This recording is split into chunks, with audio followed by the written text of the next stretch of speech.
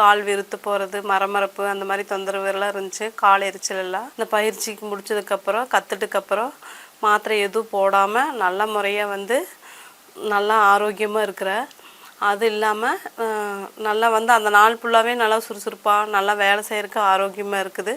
அதே மாதிரி எங்கள் வீட்டுக்காரருக்கும் நரம்பு பிரச்சனை இருந்துச்சு. அவரும் எங்கூட வந்து பயிற்சியெல்லாம் எடுக்கிறாங்க.